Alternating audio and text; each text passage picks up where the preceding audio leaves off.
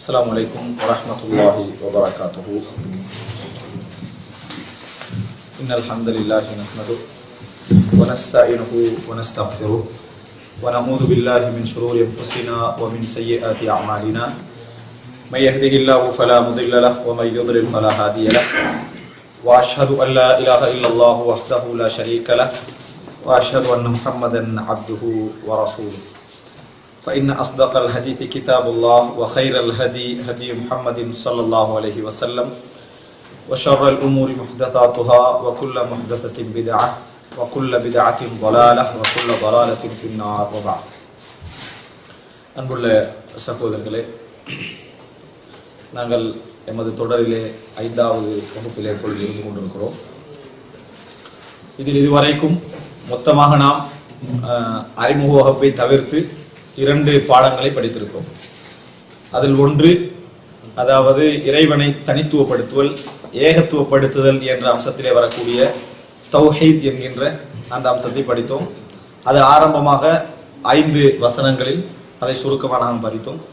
அதைத் தொடர்ந்து 27வது இலக்கம் வரைக்கும் வரக்கூடிய விஷயங்கள் அல்லாஹுடைய அஸ்மா வசிஃபாத், அல்லாஹுடைய பண்புகள் பெயர்களோடு சம்பந்தப்பட்ட விஷயங்களை சுருக்கமாக நாம் பார்த்தோம். அது 2 வகுப்புகளாக பார்த்தோம். ஆனால் நாங்கள் பாடம் 2 தான் வழங்கிக்கிறோம். 2 தலைப்புக்குள்ள அது அடங்குறதுனால 2 பாடம். அதுக்குரிய, அதாவது இந்த கடந்த வகுப்புகளுக்குரிய டியூட்ஸ் நோட்ஸ் இன்று மாலை தான் நான் என்ன செஞ்சேன், எல்லாருக்கும் அந்த மெயில் பண்ண கிடைச்சிருக்கும்னு நினைக்கிறேன். அதுக்குரிய, அதாவது ஆதார தொகுப்பு அல்ல, ஆதார தொகுப்பு நான் ஒன்று தான் அனுப்பிக்கிறேன், மற்றவைகள் அனுப்பப்பட வேண்டும். அதெல்லாம நோட்ஸ் என்ன செஞ்சுக்க 2 நோட்ஸ் இதுவரைக்கும் அனுப்பப்பட்டிருக்கிறது. இதுவரைக்கும் உள்ள பாடங்களுடைய நோட்ஸ் உங்களுக்கு கிடைச்சி முடிஞ்சது. இதுல இந்த பாடத்துல நாங்க மிக முக்கியமாக உள்ளத்துல ஞாபகம் வைத்துக் கொள்ள வேண்டிய மிக முக்கியமான அம்சம் என்றா தசல்சுல், தலைப்பை நாங்க இயன்ற அளவுக்கு ஒன்றோடொன்று கோர்வையாக கொண்டு போகின்ற முயற்சி எடுக்கணும். இல்லைன்னா எங்களோட சிந்தனையில என்ன செஞ்சிடும், அந்த பாடங்கள்லாம் செதறிடும், சரியான ஞாபகத்துல நிக்காது. அது மிக முக்கியம். அதனால நான் ஒவ்வொரு பாடத்திலையும் எது எப்படி கோர்க்கப்படுகிற செய்தியை மட்டும், தொடர்புபடுத்தப்படுகிற செய்தியை மட்டும் நான் சொல்லிடுவேன். முதலாவது அம்சம், அவர் ஆரம்பமாக என்ன சொன்னாரு, அல்லாஹு தாலா ஒருவன், அவனுக்கு இணை இல்லைன்னு சொன்னார். அதுல 3 விஷயங்கள் உள்ளடங்கும். அந்த 3 விஷயங்களை தொடர்ந்து வரக்கூடிய வசனங்கள் என்ன செஞ்சாரு, அதாவது 2, 3, 4, 5வது வசனங்கள் அதை சொல்லிட்டாரு. அதுல நம்ம சொன்னோம் தௌஹீதுல் உலூஹியா, தௌஹீதுர் ருபூபியா, தௌஹீதுல் அஸ்மா வசிஃபாத், 3 பகுதிகளை செஞ்சாரு, சொன்னார். சொன்ன பின்னால அவர் முதலாவது என்ன செய்யறாரு, விளங்கப்படுத்துறதுக்கு தௌஹீதுல் அஸ்மா வசிஃபாத்தை என்ன செய்யறாரு, எடுக்கிறார். 6வது வசனத்திலிருந்து 27 வரைக்கும் தௌஹீதுல் அஸ்மா வசிஃபாத்தை எடுக்கிறார். அதனால தௌஹீதுல் அஸ்மா வசிஃபாத் அந்த பகுதியை சுருக்கமாக பார்த்தோம். இதுல அடிப்படையாக விளங்கிக்குங்க, முராதுல் இமாம் அபு ஜாஃபர் தஹாவி, அபு ஜாஃபர் தஹாவியுடைய இந்த மாதிரி அவர் கோர்க்கணும் என்ற சிந்தனை அவருக்கு இருந்ததா இல்லையான்றது இங்க இல்ல, நம்ம தொடர்படுத்தல். அப்பதான் என்ன செய்வோம், ஓடர் அங்க இருந்து கொண்டிருக்கும். முதலாவது பகுதிக்கும் 2 அவர் அந்த எப்படியாவது அகீதாவை சுருக்கமா கொடுக்கணும் என்பது அவருடைய இலக்காக இருந்தது. ஆனால் அது ஏதோ ஒரு வகையில நம்ம என்ன செய்யலாம், அந்த ஓடரை தொடர்புபடுத்திக்கலாம். அப்ப 2வது பகுதியாக அந்த 3 வகையும் ஒரு பகுதியான எது, தௌஹீதுல் அஸ்மா வசிஃபாத்தை நம்ம விரிவாக செய்தோம், பார்த்தோம். அதுல கடந்த 2 வகுப்புலையும் தௌஹீதுல் அஸ்மா வசிஃபாத்தை நாங்க பார்த்த சுருக்கம் என்னன்னு சொன்னால், ஆரம்பமாக அஸ்மா வசிஃபாத் சம்பந்தமான ஒரு அறிமுக வகுப்பு நம்ம என்ன செஞ்சோம், சுருக்கமாக செய்து 4 அடிப்படைகளை பார்த்தோம். அதுக்கு பின்னால் அதுக்கு அடுத்த வாரம் சுருக்கமாக போன கடந்த வகுப்பையும் அந்த வகுப்புலையும் சேர்த்து அஸ்மா வசிஃபாத் எல்லாத்தையும் என்ன செஞ்சோம், அடிப்படைகளுக்குள்ள கொண்டு வந்தோம். ஒரு அடிப்படையும், 2வது அடிப்படை, 3வது அடிப்படை, 4வது அடிப்படை, அதாவது டோட்டல் அஸ்மா வசிஃபாத் பாடத்தையே என்ன செஞ்சோம், அடிப்படைகளுக்கு கொண்டு வந்தோம். அது நம்ம 14 படிச்சிருப்போம், மலைட்டா. ஆனா நான் என்ன வந்திருக்கேன், 17 என்ன செய்திருக்கும், வந்திருக்கும். ஏன்னா அடிப்படைகளை பொறுத்த வரைக்கும் நம்ம விரிவுபடுத்த உண்டை உடைச்சு பேச கூடும் குறையும், அது முக்கியம். ஆனா டோட்டல் அந்த அடிப்படைகளும் என்ன செஞ்சிடும், 17 நீங்க 1வது இது, 2வது இது, 3வது இதுன்னு ஞாபகம் வச்சுக்கொள்ள வேண்டிய அவசியம் அல்ல. 17க்குள்ள என்ன விஷயம் இருக்கு அது ஓரளவாக நம்மளை என்ன செய்யணும், சொல்ல தெரிஞ்சுக்கணும். அதுல மிக முக்கியமாக தெரிஞ்சு கொள்ள வேண்டிய, ஞாபகத்தில் இருக்க வேண்டிய விஷயங்கள் என்னன்னு சொன்னால், அல்லாஹ்வுக்கு உதாரணம் இல்லை என்ற அந்த அடிப்படை. அதனால எப்பொழுதும் நாங்க சிந்திக்கிற நேரத்துல, அஸ்மா வசிஃபாத்தை சிந்திக்கிற நேரத்துல எதோடையும் சம்மந்தப்படுத்தி சிந்திச்சிடக்கூடாது. அது பேசிக். நம்ம சிந்திக்கிறத இறைவனை ஏன்னா மற்றவைகளை சிந்தித்து பழகி இறைவனுடைய விஷயத்தை சிந்திக்கிற நேரத்திலையும் காலங்களை, திசைகளை, இடங்களை, நேரங்களை, சக்தியை அளவை வச்சு சிந்திச்சு சில விஷயங்களுக்கு தவிர பண்ண வேண்டிய நிலைமை என்ன செஞ்சிடும், எங்களுக்கு வந்துடும். அந்த அணுகுமுறையை தவிர்க்கணும், முதல் அம்சம். இரண்டாவது அல்லாஹ்வுடைய பெயர்கள் பண்புகளை மிச்சம் ஞாபகம் வச்சுக் கொள்ள வேண்டிய விஷயம், பண்புகள்ல இருந்து பெயர் எடுக்க கூடாது, பெயர்கள் இருந்து பண்பு எடுக்கலாம். இது மிகவும் ஞாபகம் வைத்துக் கொள்ள வேண்டிய விஷயம். அடுத்தது நான் அதுல வந்து உங்களுக்கு ஒரு 5 வார்த்தை போட்டிருக்கேன் நோட்ஸ்ல. அல்லாஹ்வுடைய வசனங்கள்ல 5 விஷயங்கள், அல்லாஹ்வுடைய பெயர்கள்ல பண்புகள்ல 5 விஷயங்களை நாங்க அணுகக்கூடாது. ஒன்று தஹரீஃப், ஒன்று தஹரீஃப். இதை வந்து அரபியில ஞாபகம் வைத்துக் கொள்ளணும் அல்ல, ஆனா வைத்துக் கொண்டிருந்தா சிறப்பது. தஹரீஃப், தம்தீல், தக்கீஃப், தஅதீல், தஃவீல். என்ன 5? இந்த 5ஐயும் ஞாபகம் வச்சுக்கணும்னு அவசியம் இல்லை, ஆனா ஒரு அளவுக்கு நம்ம விளங்கி இருந்தோம்னா நல்லது. தஹரீஃப் என்றது மாற்று விளக்கம் கொடுத்தது, மாற்று விளக்கம் கொடுக்கிறது. அது நான் நோட்ஸ்ல எல்லாம் போட்டிருக்கேன். அந்த நோட்ஸ் பிரிண்ட் எடுத்தா உங்களுக்கு அதுல எல்லாம் இருக்குதா, கடந்த கால வகுப்பு தானே, எல்லா நோட்ஸ்ல அங்க இருக்குது. தஹரீஃப்னு சொன்னால் மாற்று விளக்கம் கொடுத்தல். தம்தீல் என்றால் உதாரணப்படுத்தல், மிசால், உதாரணப்படுத்தல், இது மாதிரி அது மாதிரி உதாரணப்படுத்தல். சரியா? 2. தக்கீஃப், முறைமைப்படுத்தல். முறைமை என்ன? இப்படித்தான் இறங்கினா, இப்படித்தான் போனா, இப்படித்தான் வந்தா என்ற மாதிரி என்ன செய்யறது, முறைமைப்படுத்துறது. இது தம்தீல். அதே போல தஅதீல் அப்படின்னு சொன்ன என்ன, டோட்டலை நிராகரிக்கிறது. அல்லாஹ்வுடைய பண்புகள் பெயர்களோட வர விஷயத்துல நிராகரிக்கிறது. உத்லானா என்ன? விடுமுறை. உத்லானா என்ன? விடுமுறை சொல்றது அரபுல இஜாஸா, உத்லான மாதிரி. உத்லான விடுமுறை. விடுமுறை என்ன? ஒண்ணு இல்லங்க, அப்படி தஅதீல் பண்றது. அடுத்தது தஃவீத். தஃவீத் என்றது பிற்காலத்தில் ஏற்பட்டது, அன்றைக்கு வந்து அதாவது இந்த ஒரு கொஞ்சம் காலம் பிந்தி ஏற்பட்டது. தஃவீத் என்ன? சொல்ல ஏற்றுக்கிறது, கருத்து என்னன்னு தெரியான்றது. நான் விளங்கப்படுத்துறேன் உங்களுக்கு. சொல்ல ஏற்றுக்கிறது, கருத்து என்னன்னு தெரியான்றது தஃவீத். ஏன்னா இதை சிலர் என்ன முயற்சி செஞ்சாங்கன்னு சொன்னால், கருத்து என்னான்னு தெரியாது என்பதுதான் சரியான கொள்கை, அஹ்லுஸ் சுன்னah வல் ஜமாஅத் கொள்கை அதுதான். அதல்ல, கருத்து என்னன்னு தெரியும், முறைமை இல்லை, மாற்று விளக்கம் இல்லை, அதே போல ஒப்பீடு இல்லை, இந்த மாதிரி விஷயங்கள் இல்லை. இந்த 5 வார்த்தை சொல்லிக்கிறது: தஹரீஃப், தம்சீல், தகீஃப், தஅதீல், தஃவீல். அஸ்மா வ சிஃபாத்துக்கள்ல இந்த முறைகளை அணுகக்கூடாது. இது பேசிக்ல உண்டு. அதே போல எண்ணிக்கை விஷயங்கள், அல்லாஹ்வுடைய பண்புகள் பெயர்கள் விஷயத்துல எண்ணிக்கை வரையறுக்க முடியாது. நான் அதுல ஹதீஸ் நம்பரோட, இந்த ஹதீஸ் எங்க வருது அந்த இலக்கத்தோட என்ன செஞ்சுக்கிறோம், போட்டுக்கிறோம்.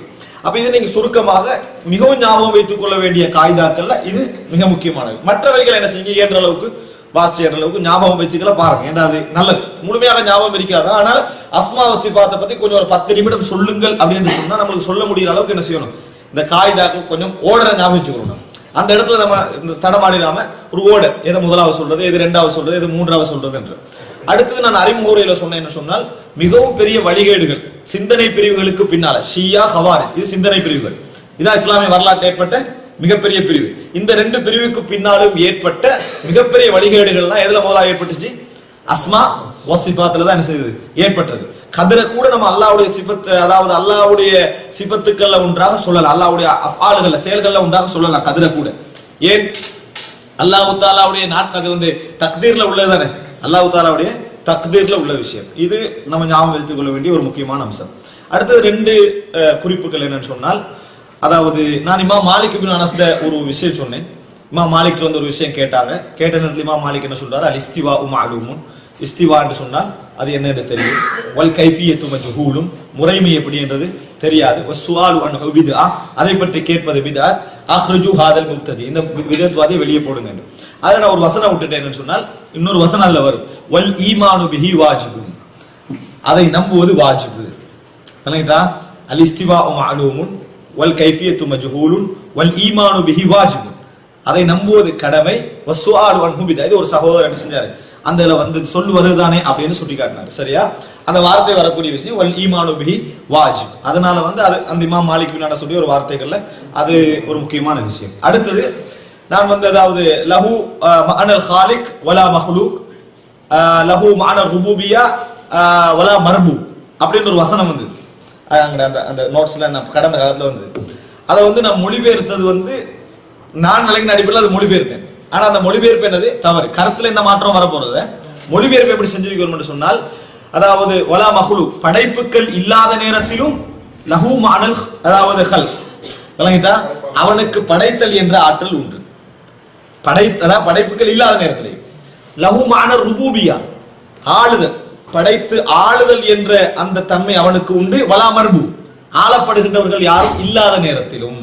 விளங்கிட்டா, அந்த வாவு வந்து அன்னைக்கு ஹால், அதாவது நிலையுடைய வாவு, நம்ம அத்துக்குடைய வாவு என்று விளங்கினதுனால அது இருந்த ஒரு சிக்கல் வந்து சரி, ஓகே, அது எந்த மாற்றமும் இல்லை. மொழிபெயர்ப்பு அன்னைக்கு எப்படி என்ன செஞ்சிருக்கணும், செய்யப்பட்டிருக்கும். இது கடந்த கால வகுப்பு சம்பந்தமான ஒரு சுருக்கமான மீட்டர். நான் கடைசி சொன்ன சிலவங்களுக்கு என்னன்னு விளங்காம இருந்திக்கலாம். சரியா? ஓகே. ஆனாலும் நீங்க திருப்பி மீட்டி பார்க்கிற நேரத்தில் உங்களுக்கு என்ன செஞ்சிடும், அது புரிஞ்சு வரும். இப்ப இன்றைக்கு 27ல இருந்து 28வது 28ல இருந்து இன்ஷா அல்லாஹ் முடிந்த அளவுக்கு பார்ப்போம் 40வது வசனம் வரைக்கும். 28ல இருந்து 40வது வசனம் வரைக்கும் அவர் பேசுவது கதிர், அல்லாஹ்வுடைய கதிரை பற்றி சுருக்கமா பேசுறாரு. ஆனால் எனக்கு நிச்சயமாக சொல்லலாம், கதிர் பாடத்துல நம்ம நிறைய கேட்டிருந்தாலும் படித்திருந்தாலும் விளங்க வேண்டிய நிறைய விஷயங்கள் இன்னும் எங்கள்கிட்ட நிறைய இருந்து கொண்டிருக்கு. கதிருடைய விஷயங்கள் நம்ம கதிர்ல சிந்திச்சது ஒன்றே ஒன்று மட்டும்தான் பொதுவா, அதான் நம்மளை சைத்தான் சிந்திக்க வச்சது. எப்படி அல்லாஹ் தஆலா நிர்ணயிச்ச பின்னால ஒருத்தனுடைய செயலுக்கு நரகம் சொர்க்கம் கொடுக்கிறது, அல்லாஹ் தஆலா தானே ஏற்பாடு செஞ்சுட்டான். இதான் நம்ம கதிரை பத்தி கூடுதலா கேட்ட கேள்வியை தவிர கதிர்ல என்னென்ன செக்ஷன் இருக்கிறது நிறைய அம்சங்கள் இன்னும் கூட முழுமையாக என்ன செய்யல, விளக்கப்படுத்தப்படவில்லை. கதிர் சம்பந்தமான உரைகள் எல்லாம் நம்ம எடுத்து அகீதான பாடத்துல படிக்காம நடத்தப்படுகின்ற கதிர் சம்பந்தமான உரைகள் எல்லாம் பாத்தீங்கன்னா கதிரால ஏற்படக்கூடிய ஆன்மீக லௌகிக பிரயோஜனங்களை பத்தி தான் என்ன செய்யுது கூடுதலாக பேசப்படுது. கதிர ஒரு முஸ்லீம் எப்படி விளங்கி இருக்கணும் என்பது சம்பந்தமா என்ன செய்யல, பேசப்படவில்லை எடுத்து பார்ப்போம். இப்ப ஆரம்பமாக இமாம் அபூ ஜாஃபர் அத்-தஹாவி 28வது வசனமா சொல்றாரு, ஹலகல் ஹல்க பிஇல்மிஹி, அறிவை தனது அதாவது அறிவுடனேயே படைப்புகளை அவன் படைத்தான். படைக்கிற நேரத்திலேயே அந்த படைப்பு பற்றிய முழு அறிவும் அவனுக்கு என்ன செய்தது இருந்தது. வகத்தர லஹும் அக்தாரன், அவைகளுக்கு எதெல்லாம் நிர்ணயமாக வேண்டுமோ அத்தனையும் அல்லாஹ் தஆலா என்ன செய்தான், நிர்ணயம் செய்தான். அத்தனை நிர்ணயங்களையும் செய்தான். வதரப லஹும் ஆஜாலன், அவைகளுக்கென எல்லைகளை வகுத்தான். அவைகளுக்கென எல்லைகளை வகுத்தான். லரபேன நீங்க படிச்சுப்பீங்க, அடிக்கிறது விளங்கிட்டா, இன்னொன்றைக்கு வகுக்கிறது. இரண்டாவது லரப ஃபீ என்றா பிரயாணம் செய்தான். லரப ஃபீ என்றா பிரயாணம் செய்தான். லரப அன்னு சொன்னா புறக்கணித்தான். பின்னால வார ஒரு 2-3 சொல்ல என்ன செஞ்சிடும், எல்லா விஷயத்தையும் மாத்திடும். குர்ஆன்ல வர கசத்தேனா அநியாயம் செய்தான். ஒரு அலிஃப கூட்டி அக்ஸத்தேன்னு போட்டீங்கன்னு சொன்னா நீதி செலுத்தினாண்டு ஆயிடும். விளங்கிட்டா, நீதி செலுத்தினாண்டு ஆயிடும். அப்படி தலைகீழாக மாறக்கூடிய கருத்துக்கள்லாம் இருக்கு. ரஹிப ஃபீ அப்படின்னு ஆசை வைத்தான். அன்ன சேர்த்தீங்கன்னு சொன்னா ரஹிப அன்னடா புறக்கணித்தாண்டு ஆயிடும். டோட்டலா கருத்து மாறக்கூடிய அது மாதிரி இந்த இடத்துல அதாவது வதரபலஹும் ஆஜாலன், எல்லைகளை இறைவன் என்ன செய்தான், வகுத்தான்.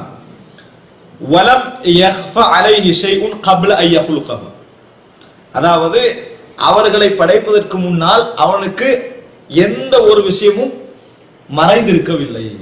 எல்லாமே படைக்கிற நேரத்துல படைக்க முன்னர் அவனுக்கு அவரை பத்தி எல்லா நாலேஜும் இருக்கிறது. இதுல மிச்சம் அழுத்தி சொல்றாரு பாருங்க. காரணம் வந்து அதனால அந்த வழிகள்லாம் உருவாயிட்டு இறைவன் வந்து என்னது அவங்களை படைக்க முந்தைய எல்லா அறிவோட என்ன செஞ்சான் இருந்தான். அவன் அந்த படைப்புகளை பத்தி எந்த செய்தியும் தெரியாமல் இறைவன் என்ன செய்யல இருக்கவில்லை. அணுவாக எல்லா செய்தியும் அவனுக்கு என்னது தெரியும். வஅலிம மாஹும் ஆமிலூன கப்ல அன் யஹ்லுகஹும், அவர்களை படைப்பதற்கு முன்னாலே அவர்கள் என்ன செய்வார்கள், என்ன அமல் செய்வார்கள், என்ன செயல்பாடுகள் செய்வார்கள் என்பதையும் அவன் என்ன செய்தான், அறிந்திருந்தான். இது 32. 33வது வ அமரஹும் பிதாஅத்திஹி வ நஹாஹும் அன் மஅசியத்திஹி, தனக்கு வழிபடுமாறு அவர்களை அல்லாஹ் தஆலா ஏவினான், தனக்கு மாறு செய்யக்கூடாது என அவர்களை தடுத்தான். தனக்கு மாறு செய்யக்கூடாது என தடுத்தான். கதிரோட இது சம்பந்தப்படுதுன்னு பாருங்க. சரியா? அடுத்ததா 34 வகுல்லு ஷைஇன் யஜ்ரி பி தக்தீரிஹி, எல்லாமே அவனது நிர்ணயங்களின் படிதான் நடந்து கொண்டிருக்கின்றன. எல்லாமே அவனது நிர்ணயங்களின் படிதான் நடந்து கொண்டிருக்கின்றன. 35வது வ மஷீஅத்துஹு துனஃபத், அவனது நாட்டங்கள் தான் நிறைவேற்றப்படும். அவனது நாட்டங்கள் தான் இந்த உலகத்துல நடக்கும். லா மஷீஅத்த லில் இபாதி இல்லா மா ஷாஅ லஹு, அடியார்களுக்கென எந்த சுய நாட்டமும் கிடையாது அவன் நாடியவைகளை தவிர. அடியார்களுக்கென எந்த சுய நாட்டமும் கிடையாது அவன் நாடியவைகளை தவிர. ஃபமா ஷாஅ லஹும் கான வ மா லம் யஷா லம் யகுன், அவர்களுக்கு அவன் எதை நாடினானோ அது நடக்கும், எது நாடவில்லையோ அது அவர்களுக்கு என்ன செய்யாது, நடக்காது. இதுக்குள்ளே இந்த வசனத்திலே கேள்வி நம்ம என்னென்னலாம் யோசிச்சு அப்படியே நின்றாம அடுத்த வசனங்களுக்கு என்ன செஞ்சிருங்க வந்துருங்க. ஏன்னா நம்ம அதுக்குரிய விளக்கங்கள் வர முன்னாலே நம்ம சிந்தனை என்ன செய்யும், விளக்கங்களை யோசிக்க ஆரம்பிச்சிடும். 36 யஹ்தி மையஷா, நாடி அவர்களுக்கு இறைவன் என்ன செய்வான், நேர்வழி காட்டுகிறான். வ யஸிமு வ யுஆஃபி ஃபத்லன், நாடி அவர்களுக்கு நேர்வழியை காட்டுகிறான். வ யஸிம் காப்பாற்றுகிறான். வ யுஆஃபி விளங்கிட்டா, அதாவது நல்ல ஆஃபியத்தான வாழ்க்கையை கொடுக்கிறான். எல்லாம் அவன் கொடுக்கிறான். ஃபத்லன் கடமை அல்ல, சிறப்பு. கடமை அவன் கொடுக்கல, அவன்கிட்ட இருந்து ஒரு சிறப்பாக ஒரு கிஃப்டாக என்ன செய்யறான், மேலதிகமாக என்ன செய்யறான் அதை கொடுக்கிறான். வயுதில்லு மையஷாஉ வயஹுதுல் வயப்தலி அத்லன். வழி தவற செய்வதும் அல்லது எனது இழிவடைய செய்வதும் சோதிப்பதும் நீதியாக செய்கிறான். எப்படி நேர்வழியையும் ஆரோக்கியத்தையும் அதே போன்று பாதுகாப்பையும் அவன் விரும்பி அருளாக என்ன செய்கிறான், கொடுக்கிறான். ஆனா ஒருவரை வழிதவர செஞ்சான் என்று சொன்னால், ஒருவரை சோதித்தான் என்றால், கேவலப்படுத்தினான் என்று சொன்னால் நீதியாக செய்கிறான். அப்படி நடத்தினா அது நீதி, கொடுத்தா அருள், கொடுத்தா அது அருள். இது விளங்க வேண்டிய விஷயம் இருக்கிறது நிறைய. ரைட். 36. அடுத்த 37. வகுல்லுஹும் யதகல்லபூன ஃபீ மஷீஅத்தின் பைன ஃபத்லிஹி வ அத்லிஹி. ஒவ்வொருவரும் அவனது நேர்மைக்கும் நீதிக்கும் அருளுக்கும் மத்தியில் தான் நடந்து கொண்டிருக்கிறார்கள், நடந்து கொண்டிருக்கின்றன. எல்லாமே ஒன்று நேர்மை அல்லது ஃபத்ல் அருள், இந்த ரெண்டு கடையில தான் என்ன செய்து நடந்து கொண்டிருக்கின்றன. வஹுவ முத்தஆலின் அனில் அத்தாதி வல் அந்தாத். விரோத, அதாவது இறைவன் தனக்கு விரோதமானவர்களுக்கு எதிராகவும் அந்தாத் சமமானவர்கள் இணையானவர்களுக்கு எதிராகவும் எதிரானவர்களை விட உயர்ந்தவன் முத்தஆல். அவனுக்கு விரோதங்களும் இல்லை, விரோதமானவர் யாரும் அவனை ஜெயிக்கவும் முடியாது, அதே போன்று அவனுக்கு சமமாக யாரும் என்ன செய்யாது இந்த இடத்துல வரவும் முடியாது. அப்படின்னு என்ன கதிரை உறுதிப்படுத்துற, அவன் நாடுறத என்ன செய்யும் நடக்கு. அந்த இடத்துல சமமாவும் யாரும் வர இயலாது, எதிரவும் யாரும் என்ன செய்யலாது வர முடியாது. நீங்க ஷிர்க் என்ற வார்த்தை கேள்விப்பட்டிருப்பீங்க. அதே போல நித் என்ற வார்த்தை ஷிர்க்கு சமமா யூஸ் பண்ணப்படும். நித்துன் வழங்கிட்டா நித்துன் என்ற சொல்லும் என்ன செய்யும் யூஸ் பண்ணப்படும். நித் லா ராத்த லி கதாஇஹி வலா முஅக்கிப லி ஹுக்மிஹி வலா காலிப லி அம்ரிஹி. அவனது கதாவை தீர்ப்பை திருப்புவதற்கு திசை திருப்புவதற்கு யாரும் கிடையாது. அவனது தீர்ப்பை அதாவது தொடர்ந்து வேறொரு விஷயங்களை செய்வதற்கும் முஅக்கிப லி ஹுக்மிஹி அதாவது தஅக்கீப் பண்றது, அந்த சட்டத்தை மாத்துறது, அதுக்கு என்னது திசை திருப்பி எந்த விஷயம் செய்யறதுக்கும் யாரும் கிடையாது. வலா காலிப லி அம்ரிஹி அவனை மிகைப்பதற்கும் யாரும் என்னது கிடையாது. 39. அதே போன்று ஆமன்னா பிதாலிக குல்லிஹி வ யகன்னா அன்ன குல்லம் மின் இந்திஹி. இவைகள் அனைத்தையும் நாம் நம்புகிறோம், இது அனைத்தும் இந்த அனைத்து நாட்டங்களும் அவன் புறமிருந்தே நடக்கின்றன என்று நாங்கள் உறுதி கொள்கிறோம். இது மொத்தமா 40 வசனங்கள், 40 வரைக்கும் என்ன செய்றாரு கதிர் சம்பந்தமா சொல்றாரு. இதுல மிக முக்கியமான விஷயம் என்னன்னு சொன்னால், நம்ம கதிரை உறுதியா நம்பிக்கிறோம். ஆனா இஸ்லாமிய வரலாற்றுல 2 குழுக்கள் என்ன செஞ்சது கதிர் விஷயத்துல வழிகட்டு போச்சு. குர்ஆனும் சுன்னாவும் தான் மார்க்கமே அப்படியே ஃபாலோ பண்ணிட்டு வந்தா அந்த பிரச்சனை வந்திருக்காது. தனியே இருந்து யோசிக்கிறது விளங்கிட்டா, தங்களோட அறிவை வச்சு அதை வச்சு இதை வச்சு யோசிச்சு அதன் மூலம் என்ன செய்யற ஒரு சிந்தனை உண்டாகும். அதை 4 பேர்கிட்ட சொல்றது, அவன் சிந்தனை என்ன செய்யறது கரெக்ட் ஆகிரும், அவன் அதை சரி காணுவான். அதுக்கு பிறகு இவர்கள்ட்ட 2 கேள்வி அறிஞர்கள் கேட்பாங்க, கேட்ட உடனே தௌபா செஞ்சு திருந்தாம அதையும் சேர்த்து மறுத்துடுறது, அதையும் சேர்த்து மறுத்து இப்படி இப்படி போய் உண்டாகின 2 பிரிவுகள் என்ன உண்டால் கதரியா, 2வது அல் ஜபரியா. இந்த இடத்துல அவங்க 2 பேரும் நம்ம விளங்கியே ஆகும். அல் கதரியா அல் ஜபரியா.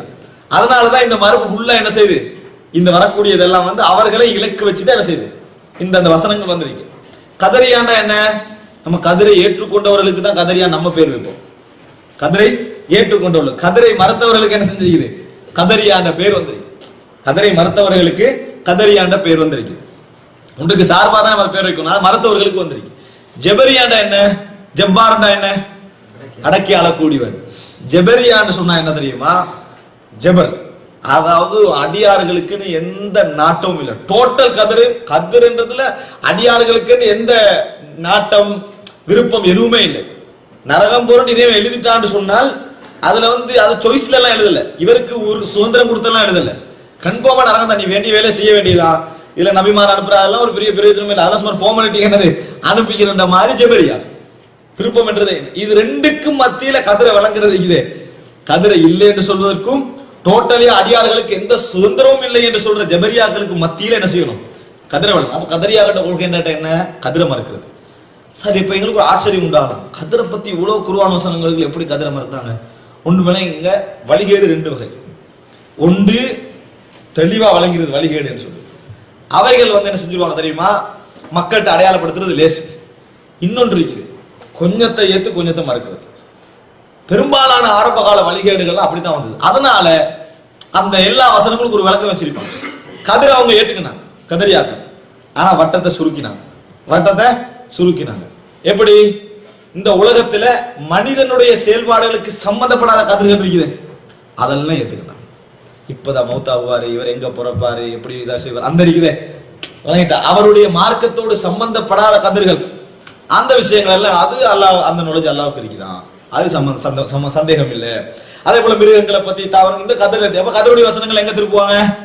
ஒரே அடி நம்ம கதிரை ஏற்றுக்கொள்ள தானே செய்யறோம். அல்லாஹ் தாலா தக்தீர் செய்யறான்னா தக்தீர் செய்யறான். கதிரை எங்க அவங்க விளங்கினாங்களோ அந்த இடத்துல கதிரை போடுவாங்க. இறை அதாவது அடியார்களோட இடங்கள் வார டைம்ல வேற விளக்கம் கொடுத்து திசை திருப்பிடுவோம். விளங்கிட்டா உங்களுக்கு? கதிர்ன்றது நம்ம எப்படி நம்பிக்கிறோம்? மனிதனுக்குன்னு முழு சுதந்திரத்தை கொடுத்து விளங்கி வச்சுக்கிறோம். இறைவன் கதிர் செஞ்சுக்கிறான்னு விளங்கிக்கிறோம். அவங்க என்ன செஞ்சாங்கன்னா மனிதனுக்கு டோட்டல் சுதந்திரத்தை கொடுத்து, இறைவன் அவங்களுக்கு எந்த தகுதியும் பண்ணல, அவங்களுக்கு கதிரே இல்லை அப்படி என்று என்ன செஞ்சாங்க? விளக்கம் கொடுத்தான். அவங்க விரும்பினத்தை, இறைவன் கதிர் என்றது மனிதர்களுடைய நன்மை தீமைகளோடு சம்பந்தப்பட்டது அல்ல அப்படின்ட்டாங்க.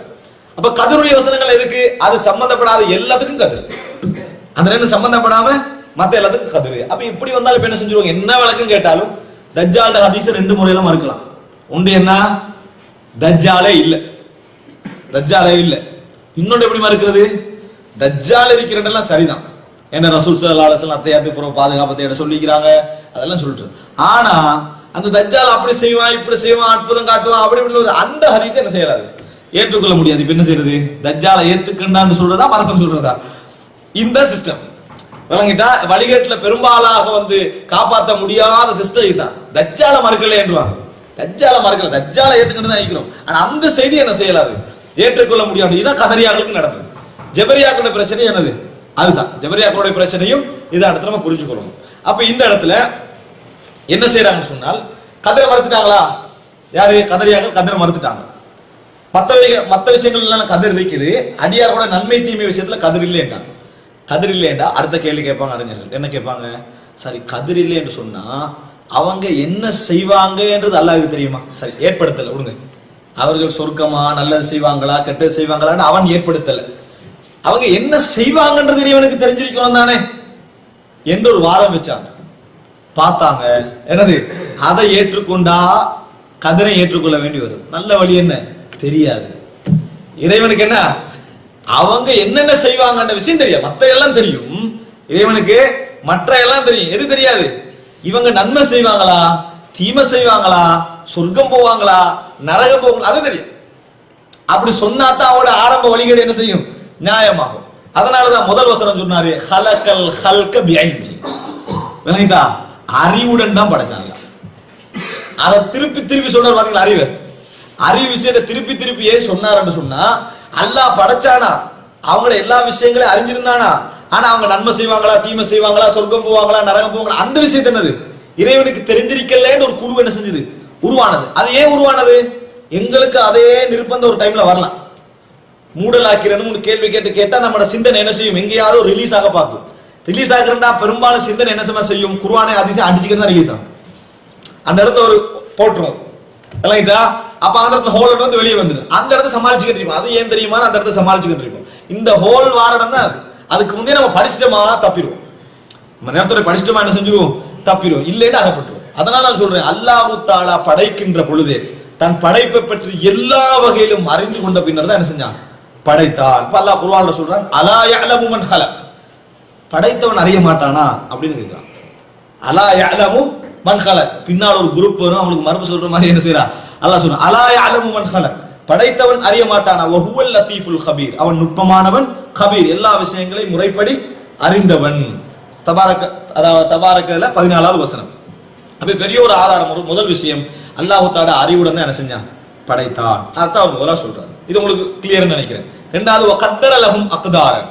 அவர்களுக்கு பல நிர்ணயங்களை இறைவன் செஞ்சான், செய்தான். இந்த நிர்ணயத்தை நீங்க எப்படி விளங்கணும் தெரியுமா? நம்ம கற்பனை பண்ற அளவுக்கு நிர்ணயம் இல்லை. மனிதன் உலகத்துல படைப்புகளுக்கு செகண்டுக்கு செகண்ட் மட்டுமல்ல, மைக்ரோ செகண்டுக்கு என்ன செய்யுது? செயல்பாடுகள் இருக்கு. மைக்ரோ செகண்டுக்கு செயல்பாடு இருக்குது. ஒரு செகண்ட்ல ஒரு எவ்வளவு முறை சிறகு அசைக்கிறேன்னு எடுத்து பார்த்தா அது 100 முறை என்ன செய்யும் வரும். ஒரு தேன் பூச்சி ஒரு செகண்ட்ல. அப்ப ஒரு செகண்டுக்குள்ள எத்தனையோ செயல் நடைபெறுது. அதனால மனிதன் கண்ணுக்கு தெரிஞ்ச கண்ணுக்கு தெரியாத எதுவாக இருந்தாலும் செயல் வடிவம் உள்ள பொருள் வடிவம் உள்ள, அதாவது ஒன்று மெட்டீரியல் அல்லது பவர். நம்ம படைப்புன்னு நினைச்சோம், நம்ம மெட்டீரியலை மட்டும் தான் யோசிப்போம்.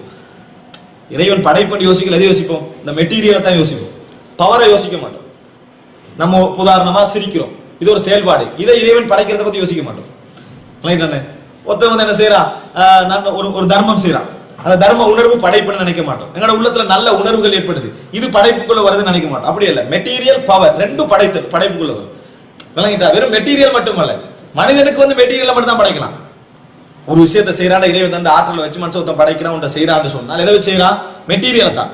ஆனா ஒரு விஷயம் விளங்கிங்க, இதுல மெட்டீரியலை மட்டும் குறிக்கல, பவரையும் தான் மெட்டீரியலையும் தான், ரெண்டையும் குறிக்கும். இறைவனுடைய படைப்பதுக்குள்ள எது அடங்கும்? மெட்டீரியலும் அடங்கும், அதன் மூலம் செய்யப்படுகின்ற செயல்பாடும் என்ன செய்யும்? அடங்கும் என்றதை நம்ம புரிஞ்சுக்கணும். அதனால தமிழ் எப்படி சொல்லுவோம்? சடம் சக்தி, சடம் சக்தி என்று சொல்லுவோம். இது ரெண்டும் இறைவனால படைக்கப்பட்டது. சக்தியும் இறைவனால படைக்கப்பட்டது, சக்தியும் இறைவனால படைக்கப்பட்டது. அடிப்படையை ஞாபகம் வச்சுக்கோங்க. நம்ம படைத்தல் படைத்தல் படைத்தல், இறைவன் படைத்தான் வரக்குள்ள மிருகங்களையும் மனிதர்களையும் தாவரங்களையும் வானங்களையும் பூமியை நினைச்சிடக்கூடாது. அடுத்தது இருக்கு செயல்பாடுகள், பவர், அதையும் இறைவன் தான் படைச்ச. ஒவ்வொரு மனிதன் மெட்டீரியல் இருந்து வெளிப்படுகின்ற செயல்பாடுகள், உணர்வுகள், இதெல்லாம் பவரோட சம்பந்தப்பட்டது. அதை யார் படைத்தான்?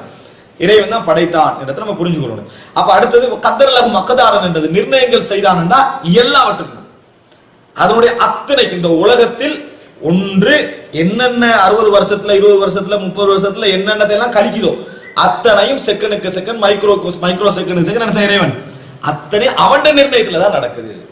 இதை நம்ம புரிஞ்சுக்கணும், நல்ல அடிப்படையா புரிஞ்சுக்கோங்க. இதை ஏன் நம்ம அப்படி சொல்றோம்னு சொன்னா, முதல்ல குர்ஆன் வசனங்களை சொல்லிடுறேன். சூரா ஹிஜ்ர்ல 21வது வசனம், வ இம் மின் ஷைஇன் இல்லா இந்தனா ஹஸாயின் வமா நுனஸ்ஸிலுஹு இல்லா பிகதரின் மஅலூம். இந்த உலகத்துல உள்ள ஒவ்வொரு விஷயத்துடைய ஹஸானாக்களும் நம்மிடத்தில் தான் இருக்கு. எனக்கென்று ஒரு டைம் இருக்கு. அப்ப எனக்கென்று இந்த உலகத்துல கொடுக்கப்பட வேண்டிய நேரம், காலம், செலவுகள், உணவுகள், மூச்சு என்றெல்லாம் இருக்கு. இதுக்கு சொல்ற ஹஸாயின், இறைவன் ஹஸாயின். இந்த ஹஸானா வந்து இறைவன் சொல்ற எல்லாருடைய அந்த உள்ள ஹஸானா என்கிட்ட தான் இருக்குது. உலகத்தில் உள்ள ஒவ்வொன்றுடைய ஹஸானாவும் என்னிடத்துல இருக்கிறது. வமா நுனஸ்ஸிலுஹு, ஒரே அடியாக நம்ம இறக்க மாட்டோம். இல்லா பிகதரின் மஅலூம், கொஞ்சம் கொஞ்சமாகத்தான் நம்ம என்ன செய்வோம் இந்த உலகத்துல அதை இறக்குவோம். முழுசா என்ன செய்ய மாட்டோம், நாம இறக்க மாட்டோம் அப்படின்றான். அதே போல பொருளாதாரம் எடுத்துக்கொண்டு சொன்னா அல்லாஹ் தஆலா சொல்றான், ஒரேடியா இதை இறக்கினோம்டா ஒருவருக்கொருவர் அத்துமீறி சண்டை பிடிப்பார்கள், ஒருவருக்கொருவர் அத்துமீறி சண்டை பிடிப்பார். அப்போ இது ஒரு விஷயம். கதரோட அல்லாஹ் தஆலா அதை தக்தீர்ல என்ன செய்திருக்கிறான், வைத்திருக்கிறான்.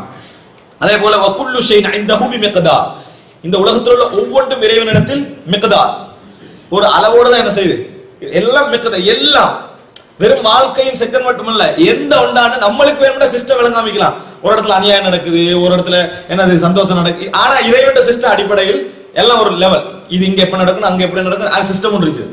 சாதாரண மனுஷனே ஒரு சின்ன ஆபீஸுக்கு 1000 சிஸ்டம் வச்சுக்கிறான்னு சொன்னா, இந்த உலகத்துக்கு இறைவன் ஒரு சிஸ்டம் வச்சு இயங்கி கொண்டிருக்கிறான். ஒரு அளவு நம்மளுக்கு புரிஞ்சிருக்கும், எல்லாம் நம்மளுக்கு என்ன செய்யும், புரியாமல் இருக்கு. ஆனா எல்லாமே மிக்தார், ஒரு அளவோடு தான் என்ன செய்கிறது. அல்லாஹ் தஆலா சொல்ற கத், ஒரு பிரச்சனை நேரத்துல சொல்றான், பிரச்சனை நேரத்துல நீங்க வந்து என்ன தவக்குல் வைங்கன்னு சொல்லிட்டு கத் ஜஅலல்லாஹு லிகுல்லி ஷைஇன் கத்ரா, அது அல்லாஹ் ரப்புல் ஆலமீன் ஒவ்வொரு விஷயத்துக்கும் ஒரு அளவை என்ன செய்திருக்கிறான், வைத்திருக்கிறான். அதோட முடிஞ்சு. ஏதா இருந்தாலும் சரி அதோட என்ன செய்யும், ஓவரா ஒரு கோடி கிடைச்சு சந்தோஷம் அடைஞ்சாலும் நினைச்சுக்கிறோம், நம்மளுக்கு அளவு இருக்குது, அதோட என்ன செஞ்சு அந்த சந்தோஷம் போயிடும்னு நினைக்கணும். கவலை மட்டும் நம்ம கவலைக்கு தான் அளவு நினைக்கிறோம், எப்ப இந்த கவலை முடியுமோன்னு அதை மட்டும் தான் வச்சுருக்கோம். சந்தோஷம் வந்து அதுக்கு கதிரை இல்லைன்னு நினைச்சுக்கோம். நம்ம விரிவாய்க்கணும், அதுக்கு ஒரு கதிர் இருக்கு, இன்னொரு கவலை என்ன செய்ய போகுது, அவசரமா வரப்போகுதுன்னு நினைப்போம். ஆனா மனிதன் எப்படி நினைப்பான், கஷ்டம் வந்தால் கஷ்டத்தோடு இன்பம் இருக்கிறது அப்படின்னு சொல்லுவான். ஆனா சந்தோஷமான டைம்ல சந்தோஷத்தோடு துன்பம் இருக்குன்னு சொல்ல மாட்டான்.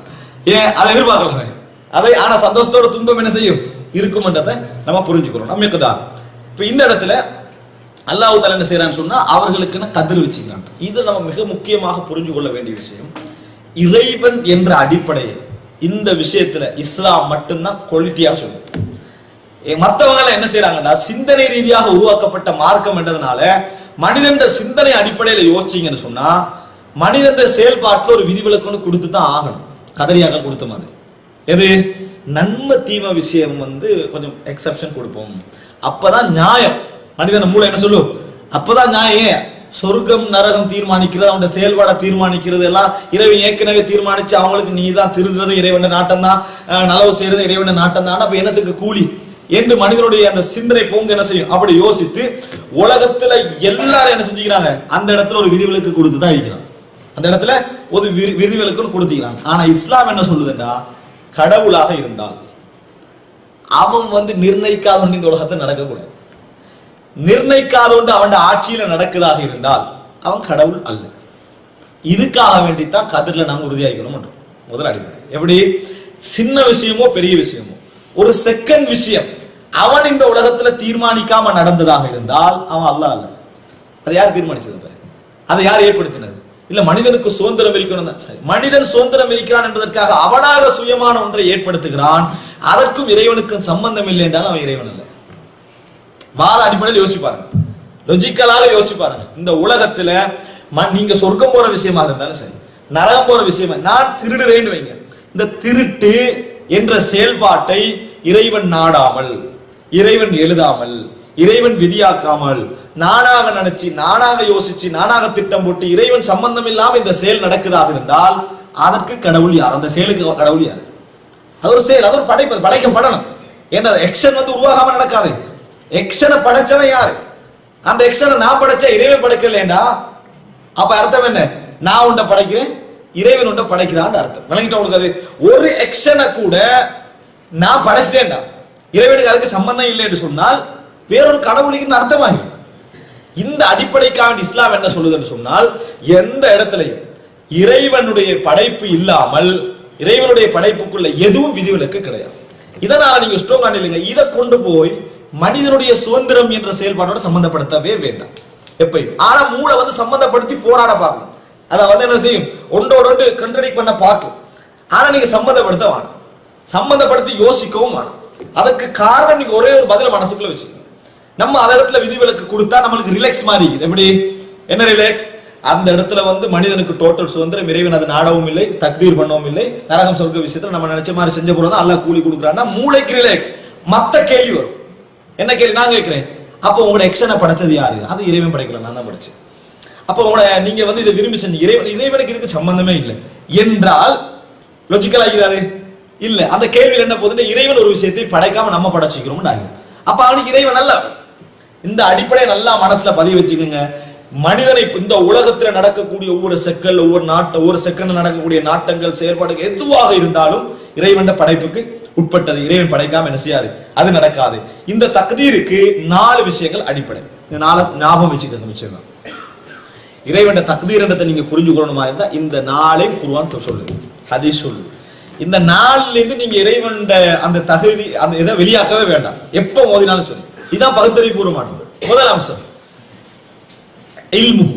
இறைவன் ஒரு விஷயத்தை இந்த உலகத்துல நடத்துவதற்கு முதல் அம்சம் அலிமஹு, அதை அவன் அறிந்தான். அவன் இல்முல அது இருக்குது. முதலாவது அவன் இல்முல உள்ளது, அவன் அறிவு. விளங்கிட்டா? இரண்டாவது அம்சம் கதபஹு, அதை எழுதினான். அந்த இல்ம இறைவன் என்ன செஞ்சான்? எழுதினான். அல்லாஹ் தஆலா மௌலா என்ன செஞ்சா? பேனையை படைச்சேன்னு சொன்னா எழுது உக்து ஃபஜரா பிமா ஹுவ காயினு இலா யௌமில் கியாமா. மறுமை நாள் வரைக்கும் என்ன நடக்குமோ அத்தனை அதை எழுதி முடித்தது. அப்ப உலகத்துல டோட்டல் நிகழ்வு அந்த பேனை என்ன செஞ்சு எழுதி முடித்தது. முதல் இறைவன் என்ன செய்யறது? இறைவன் இல்மில் அது இருக்கும். இறைவன் இல்மில் அது எப்படி உண்டாகுது அதை நம்ம சொல்லலாம். இறைவன் சொல்லி தரல. நம்முடைய இல்மில் யோசிச்சு உண்டாகும். இறைவன் யோசித்து இதை செயல்படுத்தினான்னு சொல்லிடுவான். இறைவன் யோசித்து செயல்படுத்தினான் என்றா பிள்ளை. இறைவன் எங்கேயாவது தஃபக்கர நான் யோசிக்கிறேன்னு சொல்லல. யோசிக்கிறவன் அங்கிருந்து தகவல் எடுக்கிறவன் தான் யோசிக்கணும். இறைவன் சிந்தித்து, இறைவன் நம்மள மாதிரி இல்ல, சிந்தித்து செயலாற்றக்கூடியவன்னு சொல்லிடக்கூடாது. நம்ம நினைச்சிடும் பெர்ஃபெக்ட், அப்படி இல்ல. சிந்திக்கிறது ஒரு வீக். முதலாவது மனிதனுக்கு தான் அது பெர்ஃபெக்ட், மனிதனுக்கு தான் அது பெர்ஃபெக்ட் வழியே. சிந்திக்கிறது ஒரு வீக். ஏன் உனக்கு ஒன்னும் படாது வரலையே, அது வீக் தான். நீ யோசிக்கிறது ஏற்கனவே கிடைச்ச விஷயங்களை வச்சு யோசிக்கிற. இறைவன் அப்படி இல்லை, சிந்தித்து செயலாற்றும். அதனாலதான் இஸ்லாமிய அறிஞர்கள் அல் மனாஹி அல் லஃப்தியா, தவிர்க்கப்பட வேண்டிய வார்த்தைகள் அல் ஃபிக்ருல் இஸ்லாமி, இஸ்லாமிய சிந்தனை என்று சொல்ல போட்டாங்க. இஸ்லாமிய சிந்தனை என்ற சொல் தவிர்க்கப்பட வேண்டிய சொல்லு சொன்னாங்க. காரணம் இஸ்லாமிட என்ன? குர்ஆனும் ஹதீஸும். அது சிந்தனையில என்ன செய்யல? பிறக்கவில்லை. சிந்தனை ஊடாக அது பிறக்கல. அதனால இஸ்லாமிய சிந்தனை சொல்லாங்க. இஸ்லாமிய அறிஞர்களுடைய சிந்தனை, இஸ்லாம் பற்றிய சிந்தனை அப்படி சொல்லணும். இஸ்லாமிய சிந்தனை யார் சிந்திச்சது? அல்லாஹ் ரசூலும் சிந்திச்சு போட்ட மாதிரி என்ன செஞ்சிடும்? அல் ஃபிக்ருல் இஸ்லாமி என்ற அல் மனாஹி அல் லஃப்தியான விஷயத்துல என்ன செஞ்சாங்க? சேர்த்தாங்க. அப்ப இறைவன் என்ன செஞ்சா? அலிமஹு, இறைவன் அறிந்தான். வ கதபஹு, அதை எழுதினான். வ ஷாஅஹு, அதை நாடினான். அடுத்தது என்ன? அவன் நாடன் எழுதிட்டான். ஆனா அது உரிய நேரம் வரும் வரைக்கும் அவன் நாடினா தான் நடக்கும். அவன் எழுதினா, அவன் நாடினான். வ ஹலகஹு, அதை படைத்தான். இந்த 4 தான் தக்தீர், கதிர். முதலாவது அறிந்தான், பின்னர் எழுதினான், பின்னர் நாடினான், பின்னர் படைத்தான். அலிமஹு வ கதபஹு வ ஷாஅஹு வ ஹலகஹு. இது நாளும் என்ன இறைவனுடைய கதிரோடு சம்பந்தப்பட்ட விஷயம். இந்த நாளுக்கு பின்னால் நடக்கிறது தான் இந்த உலகத்தில் உள்ள ஒவ்வொரு செயலும் ஒவ்வொரு சடம். இந்த நாளுக்கு பின்னால் தான் நடக்கும். இது நம்ம இது நாளை ஏத்துக்கிட்ட விட கதிர்னு அர்த்தம். ஆனா இதுல இருந்து என்ன ரிலீஸ் ஆயினாங்க? அலிமஹு எடுத்தாங்க, கதபஹு எடுத்தாங்க, ஷாஹு எடுத்தாங்க, கலகஹு எடுத்தாங்க. நாளை எடுத்தா தான் போகும். முதலாவது எடுத்தாங்க கலகஹு எடுத்தாங்க, இறைவன் படைத்தான், இறைவன் நாட்டை நிக்கல. அடுத்த கேட்டாங்க நம்ம ஷா அதுவும் எடுத்தாங்க. அதுக்கு முதல்ல கதப அதை எடுத்தாங்க, அலிம முடிஞ்சு கதிர். அது போய் அவனோடு படிப்படியா போகும். அப்ப என்ன புரிஞ்சுக்கங்க, இது இறைவன் இந்த உலகத்துல இந்த உலகத்துல மனிதன் நரகம் போற செயலா இருந்தாலும் சொர்க்கம் போற செயலா இருந்தாலும் நல்லதுக்கு எதுவாக இருந்தாலும் இந்த செக்ஷனை விட்டு வெளியே போகாது. இதுல நீங்க நல்ல ஸ்ட்ராங்கா இருக்கணும். காரணம் என்னன்னா கதிர் விஷயத்துல இங்கதான் பிரச்சனை வருது. இது நீங்க இறைவன் இந்த உலகத்துல ஒரு எக்ஷனை படைக்கல என்று சொன்னால், ஒருவனால நடக்கக்கூடிய எக்ஷனையோ, ஒருவனால வெளிப்படக்கூடிய மெட்டீரியலையோ, ஒருவனால வெளிப்படக்கூடிய உணர்வையோ ஃபீலிங்கையோ இறைவன் படைக்கல என்று சொன்னால் அதை அவன் உண்டாக்கினான்னு அர்த்தம். அவன் உண்டாக்கினான்டா ஒரு ஃபீலிங்க ஒரு எக்ஷனை படைக்கக்கூடிய இந்த உலகத்துல இருக்கிறான்னு அர்த்தம். அப்ப அது என்னது? லித் ஒன்றுக்கு ஒன்று முரணான அர்த்தம். அப்படியே இல்லையா? இறைவன் ஆட்சிக்குள்ள அவன் நினைக்காது நடக்காது, அவன் நாடாது நடக்காது, அவன் படைக்காது நடக்காது. இது நம்ம புரிஞ்சுக்கணும். இதை கொண்டு போய் மனிதனுக்கு வழங்கப்பட்ட சுதந்திரத்தோட நீங்க ஒரு நாள் என்ன செய்வான ஜாயின் பண்ணி பார்க்கணும். ஜாயின் பண்ணி பார்த்தீங்கன்னா மோது ஜாயின் பண்ணீங்கன்னு சொன்னால் மோதித்தான் ஆகும். இதை புரிஞ்சுக்கணும். சரி, ஜாயின் பண்ணி பார்க்க கூடாதுன்றது லொஜிக்கா அப்படின்னு கேட்டா, ஜாயின் பண்ணி பார்க்காம எத்தனையோ விஷயத்தை கொண்டு போயிட்டு இருக்கிறோம் லைஃப்ல. ஜாயின் பண்ணா மோது, ஜாயின் பண்ணா மோதக்கூடிய, ஜாயின் பண்ணி பார்க்காம கொண்டு போகக்கூடிய எத்தனையோ விஷயங்களுக்கு அது இப்ப என்னது எங்களுக்கு தேவையில்லை. நான் சுருக்கமா இதை சொல்றேன். அடுத்ததாக கதிர்ல நம்ம விளங்க வேண்டியது வதரபலஹும் ஆஜாலன். இறைவன் ஒவ்வொன்றுக்கும் எனது அஜல் வைத்திருக்கிறான். இந்த உலகத்துல எதுவாக இருந்தாலும் அஜல் இல்லாதவன் இறைவன் மட்டும்தான். அஜல் இல்லாதவன் இறைவன் மட்டும்தான். அதே நேரத்துல யாருக்கு அஜல்? படைப்பு எல்லாத்துக்கும் என்ன செய்யுது? அஜல் இருக்கிறது.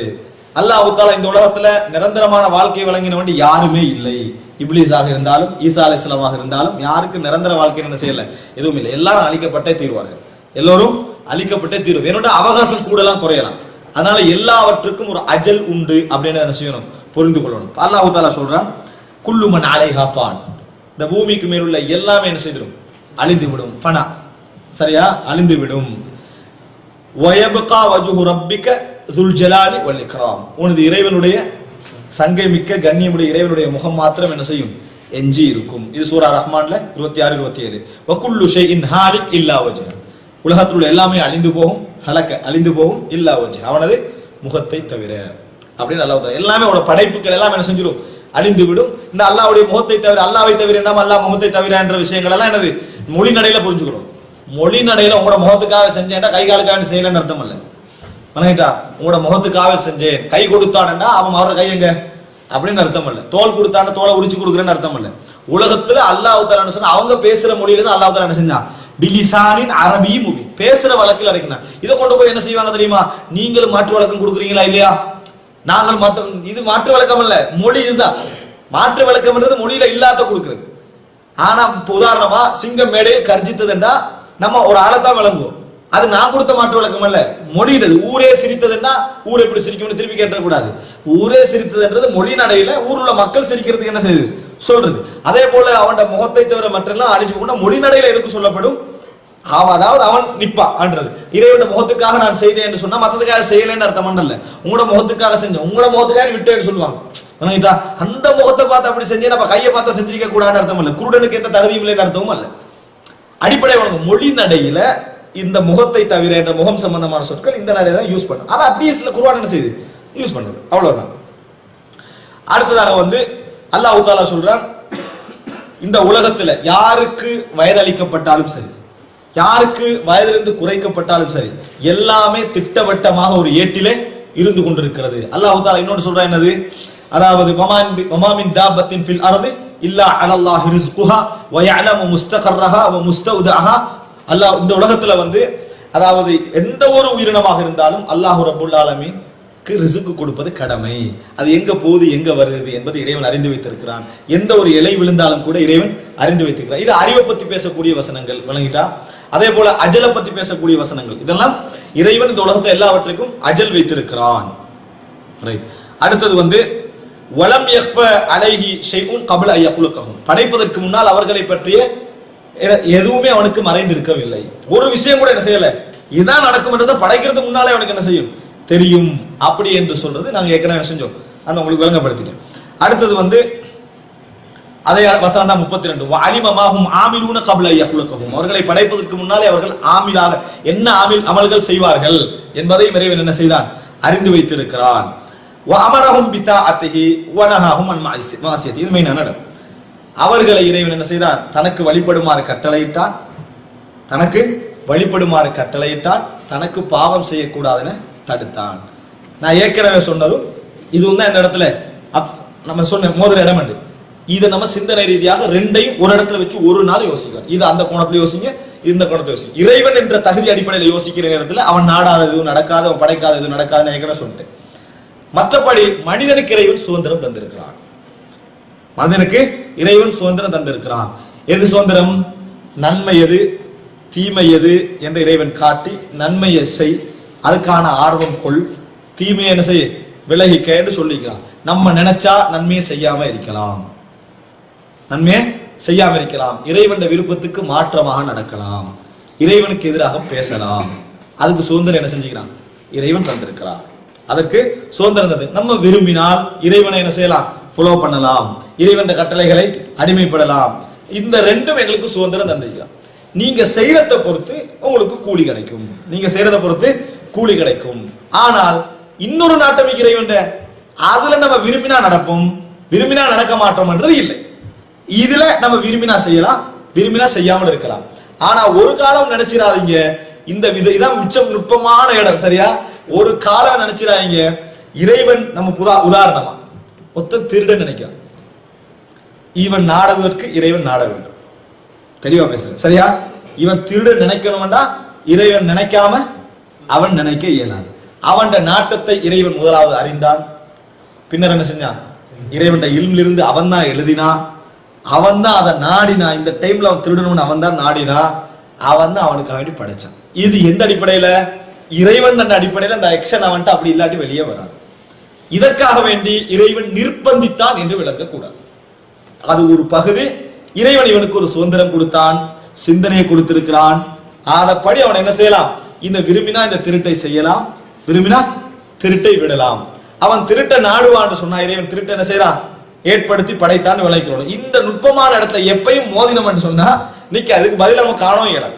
அதனால நான் சொல்றேன், எப்ப இது ரெண்டு கிட்ட கொண்டு வருவான், கிட்ட கொண்டு இப்ப ஏற்கனவே தெளிவா இருக்கு, உங்களுக்கு என்ன செய்ய கொஞ்சம் கன்ஃபியூஸ் ஆகிற மாதிரி இருக்குதே ஆகும்.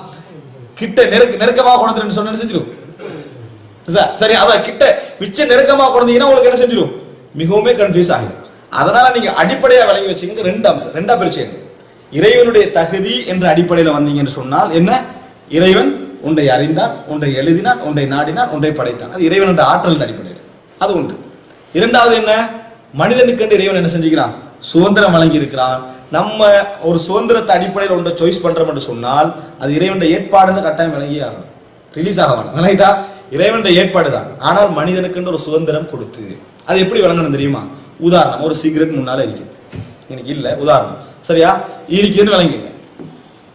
ஒருவர் நினைக்கிறார் குடிப்போமா வானான்னு நினைக்கிறார்.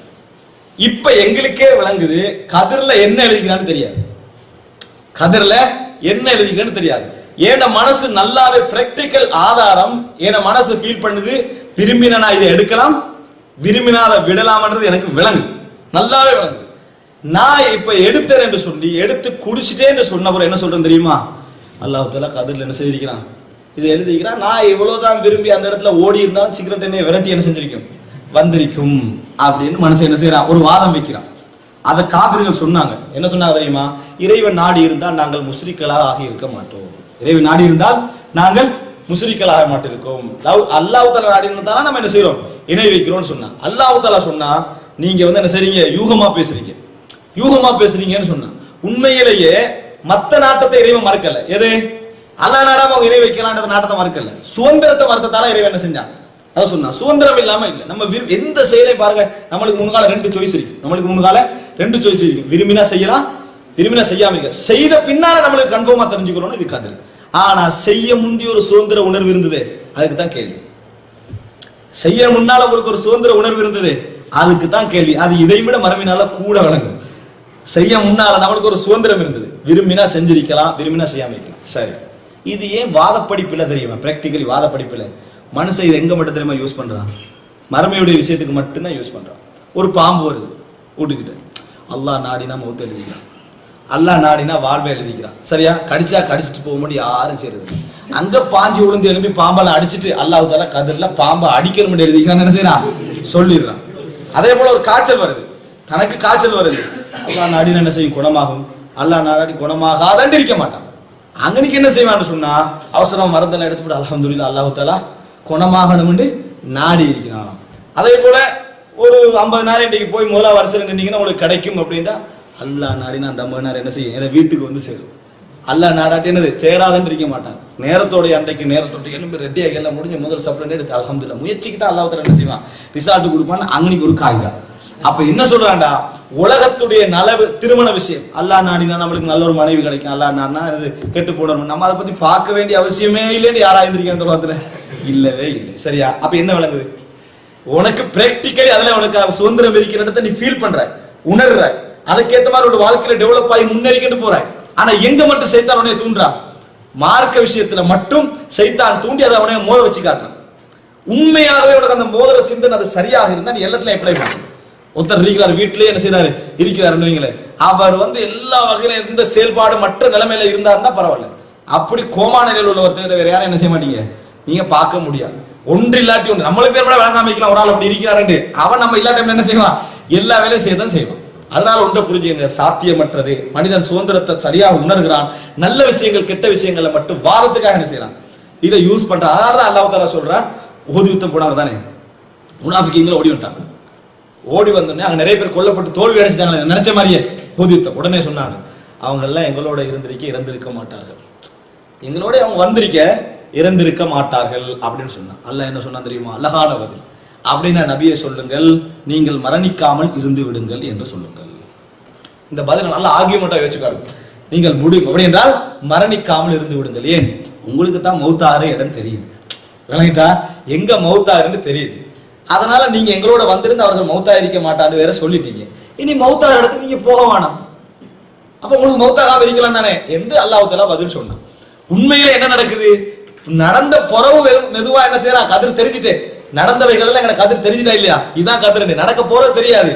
மெதுவா என்ன சொன்னாங்க, நாங்களோட இருந்து மௌத்தாக்க மாட்டேன், என்ன ஏற்கனவே நுழைஞ்சு இருந்த மாதிரியும் அதை அவங்க தெரிஞ்சுதா பின்னுக்கு ஆயின மாதிரி சொன்னா. அப்ப அல்லாஹ் சொன்னா, ஃபத்ர உங்களை விட்டு மௌத்தை தடுத்துக்கங்க, முடிச்சு. நீங்க மௌத்தா உங்களுக்கு லேசா இருக்கணும், உங்களுக்கு தான் தெரியும் எங்க மரணம் உண்டு. அழகான ஒரு பதில். அதனால ஒன்று புரிஞ்சுக்கங்க, ரெண்டே எப்பை கிட்ட வச்சு யோசிக்க. நான் இதுக்கு எங்களை விளங்கப்படுத்தினா மறுபடியும் கன்ஃபியூஸ் ஆகும். சரியா? ரெண்டே நெருக்கி என்ன செய்ய வேண்டாம், யூஸ் பண்ணவே வேண்டாம். ரெண்டும் வேறு வேறு. அது இறைவனுடைய தன்மையை குறிக்கும், இது எங்களோட சுதந்திரத்தை குறிக்கும். இதுக்குரிய விளக்கத்தை நம்ம அன்றாடம் பிராக்டிக்கலி உணர்ந்து கொண்டு இருக்கிறோம்.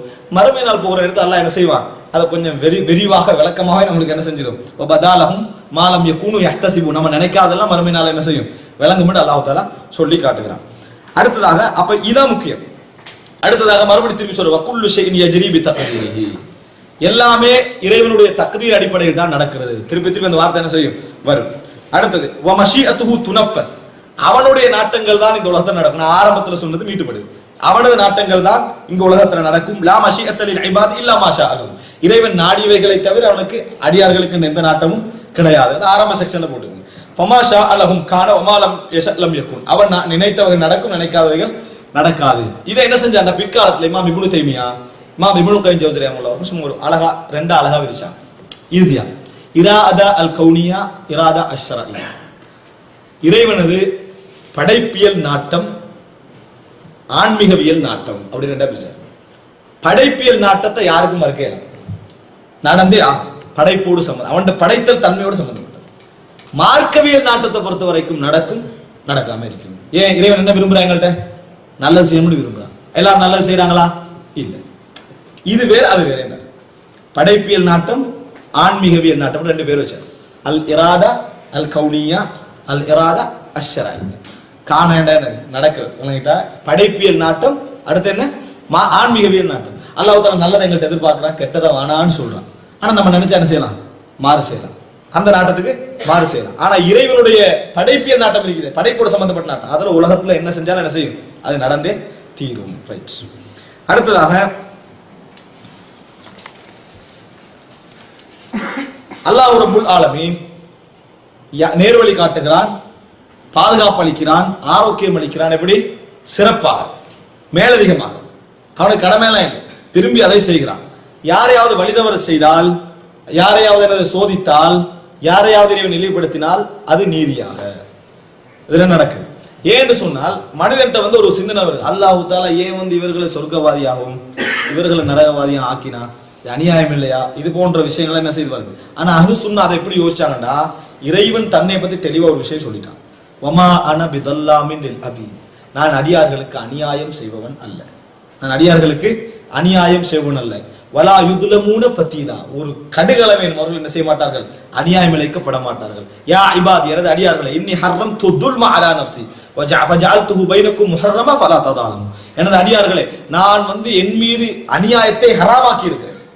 யாரும் அவனுக்கு ஹராமாக தெரியல, அவனே சொல்றான் ஹராமாக்கி இருக்கிறேன், அதனால உங்களுக்கு இடையில நீங்க என்ன செய்ய வேண்டாம், ஹராம் அதாவது அநியாயம் செய்து கொள்ள வேண்டாம் என்று அல்லாஹ் தஆலா சொல்றான். அதே போல அல்லாஹ் தஆலா இன்னல்லாஹ யுஹிப்புல் முக்ஸிதீன், நேர்மையாக நடக்கக்கூடியவர்கள் அல்லாஹ் தஆலா விரும்புகிறான். ஈமான் கொண்டவர்களை நேர்மையாக நடங்க உங்களுக்கு எதிராக இருந்தாலும். அப்ப அல்லாஹ் தஆலா நேர்மையை தூண்டுறான், அநீதியை வெறுக்கிறான், தடை செய்யறான். அந்த மாதிரி எல்லாமே அல்லாஹ் என்ன செய்யறான், நீதிக்கு சார்பா நிற்கிறான். அப்படிப்பட்ட ரப்புல் ஆலமீன் என்ன செய்ய மாட்டான், ஒரு நாளும் அநீதி இழைக்க மாட்டான். அப்ப இறைவன் அல்லாஹ் தஆலா குர்ஆனில் வரும், குர்ஆன்ல பார்க்கலாம், வலக்கத் தரஅனா லி ஜஹன்னம கதீரம், அதாவது மினல் ஜின்னி வல் இன்ஸ், நரகத்துக்கெனவே நாங்கள் என்ன செய்திருக்கிறோம், அதிகமான ஜின்களையும் அதிகமான மனிதர்களையும் என்ன செய்திருக்கிறோம், படைத்திருக்கிறோம் அப்படின்றான் குர்ஆன். நரகத்துக்கென்றே படைத்திருக்கிறோம். இதை நீங்க எங்க விளங்கணும், விதி என்ற அடிப்படையில ரிசால்ட்டை வச்சு இறைவன் சொல்லக்கூடிய வார்த்தை, அதோட படைப்போடு சம்பந்தப்பட்டது. விளங்கிட்டா? அதை இவன் வம்புத்தனமா அவர்களுக்கு சுதந்திரத்தை இல்லாமாக்கி செஞ்சேன்னு விளங்கக்கூடும். சுதந்திரம் மட்டும் சொல்ல மாட்டா நினைச்சுக்கோங்க, அப்படி செய்யல, அப்படித்தான் படைத்திருக்கிறான். ஆனால் அது நீதியாக நடந்ததுன்னு விளங்கணும். அநியாயமாக இறைவன் என்ன செய்யல, அது ஒரு காலமும் இறைவன் அநியாயமாக செய்யவில்லை. உலகியல் ரீதியாக நீங்க நினைச்சு பாருங்க, ஒரு 4 காட்டுக்கு போய் 4 கட்டையை நம்ம எடுக்கிறோம், உண்டை வெட்டி எத்தவன் என்ன செய்யறான், அடுப்புல போட்டுறான், உண்டை வெட்டி வேலிக்கு வைக்கிறான், இன்னொன்று கூரையில வைக்கிறான். அடுத்து வீட்டுல உள்ளவன் என்ன அநியாயம் செய்யறவன், 4 கட்டையும் ஒரே டேலண்டான ஒரே உள்ள நிலைமையில உள்ளது, உண்டைக்கு வேலிக்கு போட்டான், உண்டை கூரைக்கு போட்டான், உண்டை அடுப்புல போட்டான். இது அநீதியா இல்லையா? 4 கட்டைக்குரிய நியாயத்தை அவர் என்ன செஞ்சிருக்கணும், கொடுத்திருக்கணுமா இல்லையான்னு யாரும் இதுவரைக்கும் நம்ம என்ன செய்யல கேட்கல. அவன் எடுத்துட்டு வந்தது அவன் சுதந்திரம், எனக்கு ஏதாவது அநியாயம் நடக்காத அளவில் இருந்துருவோம் தான் எல்லாரும் பாக்குறாங்க. அதை யாரும் அநீதி என்று சிந்திக்கிற மனநிலை இல்லை. இறைவனை பொறுத்த வரைக்கும் நம்மளே படைச்சு நம்ம சொல்லி படைக்கல. நான் இறைவன் நினைச்சாலும் எல்லாரும் என்ன செஞ்சிருவான், அழித்தும் விடுவான். அவன் படைச்ச படைப்புல அவன் ஒரு விஷயத்தை அவன் நாட்டத்தின் அடிப்படையில் நரகத்துக்கும் அவன் நாட்டத்தின் அடிப்படையில் சொர்க்கத்துக்கும் சாய்ஸ் பண்றது அடிப்படையிலே அநீதி இல்லை. லாஜிக்கலி மனசுக்கு தான் என்ன செய்யுது, கஷ்டம் மாதிரி இருக்குது. அடிப்படையில் அது வாதத்தை அடிப்படையில் என்னது, அது அநீதி அல்ல. ஆனா இறைவன் ஒரு வாக்கு சொல்றான், நான் அப்படி நரகத்துக்கு தயாரிப்பதும் சொர்க்கத்துக்கு தயாரிப்பதும் அநியாயமா செய்யவில்லை, என்னிடத்துல ஒரு நீதி இருக்கிறது, அந்த நீதியின் அடிப்படையில் தான் செஞ்சிருக்கிறேன். நாளை மறுமையில அவர்களுக்கு அல்லாஹ் தஆலா நரகம் போடுவதற்கு முன்னால அவர்கள் பாவத்தை ஏற்ற பின்னால் தான் நரகத்துல போடுவேன் குர்ஆன்ல. ஃபஅதரஃபு பிதம்பிஹிம், தங்கள் பாவத்தை அவர்கள் ஏற்றுக்கொள்வார்கள், அதுக்கு பின்னால அல்லாஹ் என்ன செய்வான், நரகத்துல உங்களுக்கு நரகத்துல போடப்படுற நேரத்திலேயே இஸ்லாம் என்ன சொல்லுது, உங்களுக்கு தூதர் வரலையா, உங்களுக்கு வேதங்கள் வரலையா, எச்சரிக்கக்கூடியவர்கள் வரலையான்னு கேட்கப்பட்ட பின்னால்தான் என்ன செய்வாங்க, நரகத்துல போடும். நரகத்துல போட்டவங்க என்ன சொல்லுவாங்க, அல்லாஹ் தஆலா சொல்றான், அவங்க எங்களுக்கு எல்லாம் வந்தது, நம்ம தான் என்ன செஞ்சுட்டோம், புறக்கணிச்சிட்டோம், அதாவது அநியாயம் செய்து வாழ்ந்து விட்டோம், யா அல்லாஹ் எங்களுக்கு இன்னொரு சந்தர்ப்பம் தான், நல்லா வாழுவோம் அப்படின்னு தான் என்ன செய்வார்கள், சொல்லுவார்கள் சொல்றான். அப்ப இந்த இடத்துல நீங்க புரிஞ்சுக்கொள்ளணும், இறைவன் ஒரு மனிதனுக்கு அருள் செய்கிறான், அநியாயம் செய்கிறான் விஷயம், இந்த தண்டனை கொடுக்கிறான் விஷயங்களை சரியா புரிஞ்சுக்கணும். அதுல மிக முக்கியம், எவர் ஆசைப்படுகிறாரோ, இவர் நல்ல விஷயம் செய்ய வேண்டும் என்று ஆசைப்படுகிறாரோ, நல்ல விஷயங்களை எண்ணம் வைக்கிறாரோ, அல்லாஹ்வுக்கு பயப்படுவோம் நினைக்கிறாரோ, அல்லாஹ் தஆலா என்ன செய்வான்னு சொன்னா ஃபஸனு யஸ்ஸிருஹு லில் யுஸ்ரா, நல்ல விஷயங்களின் பக்கம் நாம் அவர்களை அவசரப்படுத்துவோம், லேசாக்குவோம் என்றான். அது அல்லாஹ்வோட அருளா இல்லையா? அவனா செஞ்சு கொண்டு போக வேண்டியது அல்லாஹ் என்ன செய்வான் தெரியுமா, தள்ளிடுவான், லேஸ்படுத்திடுவான். அவன் ட்ரை பண்றதுக்காக வேண்டிய இறைவன் என்ன செய்வான். அதனால அல்லாஹ் தஆலா சொல்றான், வல்லாஹு லா யஹ்தில் கௌமல் ஃபாஸிகீன், கெட்டவர்களுக்கு அல்லாஹ் தஆலா நேர்வழி காட்டுவது கிடையாது, அநியாயக்காரர்களுக்கு அல்லாஹ் தஆலா நேர்வழி காட்டுவது கிடையாது. இயற்கையிலே துல்ம் என்ற எண்ணத்தோடு இருக்கிறவனுக்கு அல்லாஹ் தஆலா என்ன செய்ய மாட்டான், நேர்வழி காட்ட மாட்டான். ஆனா இயற்கையிலே நலவு என்ற எண்ணத்தோடு இருக்கிறவனுக்கு நேர்வழி அதிகப்படுத்திடுவான். அது சிறப்பு, இது நீதி. அவன் அல்லாஹ் தஆலா ட்ரை பண்ணி எடுத்து இங்கல போட மாட்டான், விரும்பினா அதை செஞ்சிருக்கலாம், அதை போல செய்ய மாட்டான். ஆனா நல்ல மனிதர்களை பொறுத்த வரைக்கும் என்ன செய்வான், கூட்டிடுவான். ஒத்த அநியாயம் செய்ய நினைக்கிறான், அவனை என்ன செய்ய மாட்டான், அநியாயத்துக்குள்ள திணிச்சிட மாட்டான் இறைவன். ஆனா நன்மை செய்ய நினைக்கிறான், என்ன செய்வான், நன்மையை அதிகப்படுத்தி லேசாக்கி அதை செய்வான். ஃபஸனு யஸ்ஸிருஹு லில் உஸ்ரா. இப்ப அல்லாஹ் ரப்புல் ஆலமீன் ஏதாவது நலவுகள் செய்தால், ஒருவனுக்கு வழிகாட்டினால் அது அவனது அருளும் சிறப்பு. ஒருவனுக்கு இறைவன் என்ன செஞ்சுட்டா, அதை தடுத்து சோதித்து விட்டால் அது அவனது நீதி. இந்த 2 பகுதியை புரிஞ்சுக்கிறோம். இந்த இறைவனுடைய செயல்பாடுகளுடைய முழு காரண நோக்கங்கள் மறுமை நாள்ல என்ன செய்யும் நம்மளுக்கு புரிந்து கொள்ள முடியும் என்பது வழங்கும். ரசூல் ஸல்லல்லாஹு அலைஹி வஸல்லம் சொன்னாங்க, உங்களில் எவரும் அமல்களின் மூலம் சொர்க்கம் போவது கிடையாது. உங்களில் எவரும் அமல்களின் மூலம் சொர்க்கம் போவது கிடையாது. ஏன் ஒருத்தன் வந்து காலையில இருந்து ஈவினிங் ஆகிட்டு வேலை செய்யறான். நான் உங்களுக்கு 50,000 ரியால் தந்தா நம்ம ரெண்டு ஒரு முடிவு தான் எடுப்போம். என்ன ஏதோ இன்றைக்கு என்ன செஞ்சுட்டாரு, மாறிட்டார் போல இருக்குது, அல்லது யோசனை இல்லாம தந்துட்டார் போல இருக்குது அப்படின்னு நினைப்போம். ஏன் நம்ம இன்றைக்கு செஞ்ச வேலைக்கு 50,000 ரியால் செலரி இல்லை, நம்ம செஞ்ச அமலுக்கு சொர்க்கம் கூலியா வரலாமா? வரவே இல்லை. அது பெரிய கூலி. அதனால அது எங்களை பொறுத்த வரைக்கும் இஸ்லாம் என்ன சொல்லுதுன்னா, இறைவனுக்கு தரக்கூடிய கிஃப்ட், ஒரு பரிசு தான் அது. நம்ம செஞ்ச வேலைக்கு கூலியன்னா ஒண்ணு இல்லை. அதனாலதான் ரசூலுல்லாஹ் சொன்னாங்க, சிறப்பின் காரணமாகத்தான் நீங்க சொர்க்கம் போறீங்க. அமல்கள் நிபந்தனை, அமலால சொர்க்கம் போறாங்க யாரும் என்ன செய்ய மாட்டாங்க, போக மாட்டாங்க. அவர் சஹாபாக்கள் கேட்கிறாங்க, வலா அன்த யா ரசூலுல்லாஹ், நீங்கள் மாட்டேன், வலா அன நானும் தான், இல்லா ஐயதகம்மதனி அல்லாஹு பிஃபத்லிஹி வ ரஹ்மத்திஹி, அல்லாஹ் என்னை அவனது அருளை கொண்டு சூழ்ந்து கொண்டாலே ஒழிய நானும் கூட என்ன செய்ய முடியாது, இறைவனுடைய அந்த சிறப்பால நம்ம போக முடியும். ஏன்னா அல்லாஹ் தஆலாவாக தௌஃபீக் செஞ்சுதான் நம்ம அதில் என்ன செய்யறோம், எங்களுக்குரிய வாய்ப்புகளை வசதிகள்லாம் ஏற்படுத்தி நம்ம என்ன செய்யறோம், போய்கொண்டிருக்கிறோம். விளங்கிட்டா? அடிப்படையில் இந்த சுருக்கம் என்னன்னு சொன்னால், இறைவன் ஒருவனுக்கு நேர்வழியை கொடுத்திருந்தால் அது சிறப்பு, அவனது அருள். ஒருவனுக்கு இறைவன் தண்டனையும் இழிவையும் கொடுத்திருந்தால் அது நீதியாகத்தான் நடந்தது. நம்ம என்ன செய்யலாம், அதை புரிஞ்சு கொள்ளாம இருக்கலாம். எப்பயும் நம்மளுக்குரிய வழிகேடு வந்ததுக்கான காரணம் என்ன தெரியுமா, இந்த லொஜிக்கலி சமநிலையோட அளவையில சிந்திச்சதுதான். நன்மை செஞ்சா அல்லாஹ் சொர்க்கத்தை வாக்களிக்கிறான், கட்டாயம் கொடுப்பானா இல்லையா? சொர்க்கத்தை கொடுப்பான். தீமை செஞ்சா அல்லாஹ் நரகத்தை வாக்களிக்கிறான், கட்டாய நரகத்தை கொடுப்பானா இல்லையா? இல்ல, நாடினா மன்னிப்பான். சரிங்களா? ஆனா வஈதியான கதை ஒரு குரூப் உருவாயிச்சு. எப்படி? நன்மை செஞ்சா சொர்க்கத்துக்கு வாக்களிச்சா அல்லாஹ் நிறைவேற்றணுமா இல்லையா, அதே போல நரகத்துக்கு வாக்களிச்சா அதையும் நிறைவேற்றணும் அப்படின்னு என்ன செஞ்சாங்க. இந்த மாதிரி அளவியல் சிந்தனை தான் நம்மளை என்ன செய்யும், வழிகெடுக்கும். குர்ஆன் சொன்னா இறைவனை பத்தி சொல்லி தரதை அப்படியே எடுத்துக்கொண்டு போனோம்னா நம்ம அது நியாயம் என்று நம்ம என்ன செஞ்சுக்கொள்ளலாம், புரிந்து கொள்ளலாம். அடுத்ததாக வலாராத் வஹுவ முத்தஆலின் அனில் அல்தாதி வல் அன்தாத், இந்த விஷயத்துல அவனை எதிர்ப்பவர்களோ அவனுக்கு சமனாக நிற்பவர்களோ யாரும் கிடையாது. அல்லாஹ் என்ன சொல்றா, ஃபதம்தம அலைஹிம் ரப்புஹும் பிதம்பிஹிம் ஃபஸவ்வாஹா வலா யகாஃபு உக்பாஹா, அவர்களை இறைவன் பெரும் சத்தத்தை கொண்டு அழித்தான், அவர்கள் செம்மைப்படுத்தினால் அது முடிவுகளை பற்றி இறைவன் பயப்படுவது கிடையாது. உலகத்துல எவன் என்ன செஞ்சாலும் அடுத்த ரிசால்ட்டை பயப்படுவான், அந்த பயம் எனக்கு என்னது இல்லை என்று இறைவன் சொல்லி காட்டுறான். அதனால அவனை எதிர்ப்பவர்கள் அதுல விஷயத்துல என்னது, அந்த குறுக்கு வருகின்றவர்கள் யாருமே கிடையாது. அல்லாஹும்ம லா மானிஅ லிமா ஆதைத் வலா முஅத்திய லிமா மனஅத் வலா யன்ஃபஉ தல் ஜத்தி மின்கல் ஜத். அல்லாஹும்ம லா மானிஅ, யா அல்லாஹ் தடுப்பவன் கிடையாது, லிமா ஆதை, நீ தந்தவைகளை இந்த உலகத்தை தடுக்கிறதுக்கு எவனும் இல்லை, வலா முஅத்தி, கொடுப்பவன் கிடையாது, லிமா மனஅத், நீ தடுத்தவைகளை கொடுப்பவனு கிடையாது, வலா யன்ஃபஅ, பிரயோஜனம் அளிக்காது, தல் ஜத், ஜத்தண்டா சொத்து, ஜத்தண்டா சொத்து. விளங்கிட்டா? இன்னொன்று பாட்டன், சரியா? தல் ஜத், அதாவது வசதி உள்ளவனுக்கு அவனது வசதி எந்த பிரயோஜனத்தை மறுமையினாலும் உனக்கு தராது. உன் இடத்துல வந்து வசதியால என்ன செய்யலாது, வலா யன்ஃபஉ தல் ஜத்தி, வசதி உள்ளவனுக்கு பிரயோஜனம் அளிக்காது, மின்க, உன்னது தப்புவதற்கு, அல் ஜத்து, வசதி, வசதி அவனுக்கு வசதி உள்ளவனுக்கு எந்த பிரயோஜனத்தையும் தராது. இதை புரிஞ்சுக்கிறோம். வலா ராத்த லிகதாஇஹி வலா முஅக்கிப லிஹுக்மிஹி வலா காலிப லிஅம்ரிஹி, அவனது முடிவுகளுக்கு விமர்சிப்பவர்களோ தொடர்ந்து போகின்றவர்களோ அதை எனது மறுக்கின்றவர்களோ இந்த உலகத்தில் யாரும் கிடையாது. அல்லாஹ் தஆலா சொல்றா, சூரா ரஅத் 41, லா முஅக்கிப லிஹுக்மி வஹுவ ஸரீஉல் ஹிசாப், அவனை எனது தஅகீப் பண்ணுகின்றவர்கள் யாரும் இல்லை, அவன் விசாரிப்பதில் வேகமானவன், விசாரிப்பதில் வேகமானவன். இதா கலா அம்ரன், அல்லாஹ் தஆலா ஒரு விஷயத்தை தீர்மானித்து விட்டால், ஃபஇன்னமா யகூலு லஹு குன் ஃபயகூன், இறைவன் சொல்வதெல்லாம் என்ன, குன் என்று சொல்வான், ஃபயகூன், அதை என்ன செய்துவிடும், ஆகிவிடும். அல்லாஹ்வுடைய வார்த்தை படைக்கப்பட்டது அல்ல, அது இறைவனது வார்த்தை தான் என்றதுக்கு சொன்ன ஒரே ஒரு ஆதாரம், மிகப்பெரிய முக்கியமான ஆதாரம் இது. குன், ஆக என்று சொல்லுவான், படைப்பு என்ன செஞ்சிடும், ஆகிடும். அப்ப குன் வந்து படைப்பாக இருக்கிறமா, குன் வந்து குன் ஆக என்ற வார்த்தை படைப்பாக இருக்கிறது. ஏன்னா இறைவனுடைய வார்த்தை படைப்பு அல்ல, குன்னொண்ட பின்னால்தான் படைப்பே உருவாகும். எனவே குன் என்ற வார்த்தை படைப்பாக இருக்க வாய்ப்பில்லை. அப்ப குன் ஃபயகுன், இறைவன் ஆகுன்னா ஆகிரும். நம்ம என்ன நினைக்கிறோம், ஆகுன்னா ஆகிருந்தா இறைவன் நினைச்ச அடுத்த செகண்ட் ஆக்குவான். ஆனா ஆகு என்ற பின்னால இறைவன் ஒரு செட்டப் வைத்திருக்கிறான். ஆகு என்று சொன்னா யாருக்கு, ஈசா அலைஹிஸ்ஸலாம். ஆனா அதுக்கு என்ன செஞ்சான்ல, 9 மாதம் வச்சான். அதே போல ஆதம் அலைஹிஸ்ஸலாத்துக்கு என்ன சொன்னா, ஆகுன்னு சொன்னா, ஆனா அதுக்கு ஒரு டைம் என்ன செஞ்சாங்க. அதுக்கு காரணம் என்ன, நம்ம இறைவனை அடையாளம் கண்டுகொள்ள சிஸ்டம் இருந்தா தான் என்ன செய்வோம், இறைவனை அடையாளம் கண்டுகொள்ளும். சிஸ்டம் இல்லாம இறைவன் ஆகணும்னு உடனே ஆகிட்டோம்னா இறைவன் அடையாளம் கண்டுகொள்ள எங்களுக்கு முடியாது. அதனால ஏதோ ஒரு சிஸ்டத்தை வந்து உலகத்துல வைத்தான் என்பதை நம்ம என்ன செய்யணும், புரிந்து கொள்ள வேண்டும். கடைசியாக வலா காலிபலி அம்ரிஹி என்று சொல்லிட்டு 40ஆவதா சொல்றாரு ஆமன்னா பிதாலிக குல்லி. இது அனைத்தையும் நாம் என்ன செய்கிறோம்? ஈமான் கொள்கிறோம். ஐகன்னா அன்னகுல்லம் மின் இந்திஹி, எல்லாமே அவன் புறம் இருந்தே என்ன செய்கின்றன, நடக்கின்றன என்று நாம் ஈமான் கொள்கிறோம். ஆக அன்புள்ள சகோதரர்களே, கதருடைய பாடத்தை நாம மிக முக்கியமாக விளங்க வேண்டிய 3 அம்சங்கள். 1, கதரியா ஜபரியாவுடைய கொள்கை.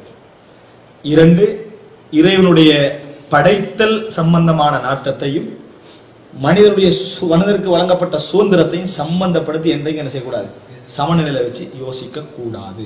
அதை அந்த செக்ஷன்ல வச்சிருக்கணும், இதை இந்த செக்ஷன்ல வச்சிருக்கணும். பண்ணினா என்ன செய்யும்? ரசூலுல்லாஹ் சொன்னாங்க, என் உம்மத்து கைரிலேயே இருந்து கொண்டிருக்கும் மாலம் யதகல்லமு ஃபில் கத்ர், கதரை பத்தி விவாதிக்காத வரைக்கும்.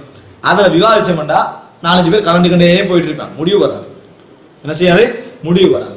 3வது அம்சம், இறைவன் ஒருவனுக்கு நேர்வழியையும் நலவையும் கொடுத்திருக்கிறான் என்றால் அது அவனது அருளின் அடிப்படையில். ஒருவனுக்கு இறைவன் இழிவையும் நரகத்தையும் விதியாக்கி இருக்கிறான்டா அது நீதியின் அடிப்படையில். காரணம், இறைவன் நீதியை நிறைய என்ன செய்யறான், வலியுறுத்தி சொல்லிக் கொண்டிருக்கிறான். இதுதான் நம்ம கதிரை பத்தி விளங்க மிக இம்பார்ட்டன்டான 3 வசனங்கள். மற்றபடி நம்ம கதிரில் 4 அம்சங்களை சொன்னேன். உண்டு அலிமஹு, நாடினான், கதபஹு, எழுதினான், ஷாஅஹு. இந்த அலிமஹு அறிந்தான், கதபஹு எழுதினான், ஷாஅஹு நாடினான், ஹலகஹு படைத்தான். இந்த 4ம் சேர்ந்த ஒரு செயல் என்ன செய்ய இறைவன் இதை செயல்படுத்துவான் என்றதை நம்ம புரிஞ்சுக்கிறோம். இதுதான் சுருக்கமாக கதருடைய பகுதி. மற்றபடி கதருடைய நியாயங்கள், பிரயோஜனங்கள், அது ஏற்படுத்தக்கூடிய தாக்கங்கள், விளைவுகள் எல்லாம் நாங்கள் மாஷா அல்லாஹ் நிறையவே கேட்டிருக்கிறோம். இந்த விஷயத்துல நம்ம ஒரு அம்சம் புரிஞ்சுக்கிறோம். இஸ்லாமியங்களுக்கு வலியுறுத்தக்கூடிய விஷயம் நல்லதோ கெடுதிகளோ எதுவாக இருந்தாலும் நம்மளுக்கு நடந்துட்டா என்ன சொல்லணும்? கத்தர் அல்லாஹு வமா ஷாஅ ஃபஅல். அல்லாஹ் தஆலா அதை நிர்ணயிச்சிட்டான். அல்லாஹ் நாடியது என்ன செய்யும், நடக்கும். நீங்கள் ஒரு நாள் சொல்ல வேண்டாம் லவ்கான கதா லகான கதா, இப்படி இருந்திருந்தா இப்படி நடந்திருக்குமே என்று சொல்ல வேண்டாம். ஏன் தெரியுமா? ஃபஇன்ன லவ் தஃப்தஹு அபுவாப ஷைத்தான், அந்த வார்த்தை ஷைத்தானுடைய வாசல்களை என்ன செஞ்சிரும், திறந்து விடும் என்று ரசூல் ஸல்லல்லாஹு அலைஹி வஸல்லம் சொன்னார்கள். ஹாதா மா இந்தி வல் இல்மு இந்தல்லாஹ் வ அகூலு கௌலி ஹாதா.